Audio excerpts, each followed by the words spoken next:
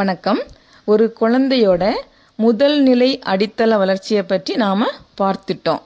அது குழந்தையானது உலகத்தை திறக்க ஒரு கதவாக இருந்தது. இன்று இந்த கதவுகளை தாண்டி குழந்தை இயங்க தொடங்குது, புரிந்து கொள்ள முயலுது, பதிலளிக்க தயாராகுது.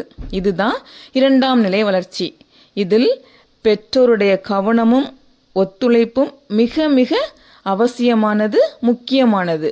ஏன்னா மூளையும் நரம்பும் இணைந்து இயக்கம், உணர்வு, தொடர்பு ஆகிய மூன்றிலும் ஒரு புதிய பயணத்தை தொடங்கும் நேரம்தான் இந்த நேரம். ஒரு குழந்தையுடைய இயக்க வளர்ச்சி அப்படிங்கிறது மூளை என்னும் கமாண்டரிடமிருந்து வரக்கூடிய உத்தரவை அல்லது கட்டளையை நரம்புகள் இயக்க வைக்கிறது.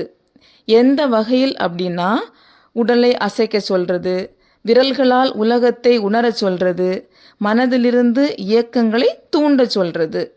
ஷார்ட்டாக புரியும்படி ஈஸியாக சொல்லணும் அப்படின்னா, ஃபஸ்ட்டு உடல் இயக்கம். முழு உடலால் ஒரு குழந்தை என்னென்ன அசைவு கொடுக்கிறதோ அதுதான் உடல் இயக்கம். செகண்ட், நுண்ணிய இயக்கம். கண், கை, பார்வை, செயல். கண்ணனுடைய பார்வை, கையினுடைய செயல், இது இரண்டும் ஒருங்கிணைப்பு தான் நுண்ணிய இயக்கம். தேர்ட், உணர்ச்சி இயக்கம். சிரிப்பு, ஆச்சரியம், பயம், கோபம் போன்ற உணர்ச்சிகளை தூண்டக்கூடிய இயக்கம்தான் உணர்ச்சி இயக்கம். மூளை நரம்பியல் இணக்க வளர்ச்சியின் முக்கிய அடிக்கல் இந்த மூன்று இயக்கமும் தான். உடல் இயக்கம், நுண்ணிய இயக்கம், உணர்ச்சி இயக்கம். ஆக குழந்தையோட இயக்க வளர்ச்சி சக்கரத்தை திருப்பும் சக்தி பெற்றோருடைய உடனிருப்பும் குழந்தையோடு செலவிடக்கூடிய நேரமும் தான். அன்பான பெற்றோர்களே, உங்கள் குழந்தையோட இயக்க வளர்ச்சிக்கு அர்த்தம் கிடைக்கணும் அப்படின்னா நேரம் கொடுங்கள், நேசம் கொடுங்கள். நலமாக வாழும் ஒரு நல்ல மனிதனை உருவாக்கலாம்.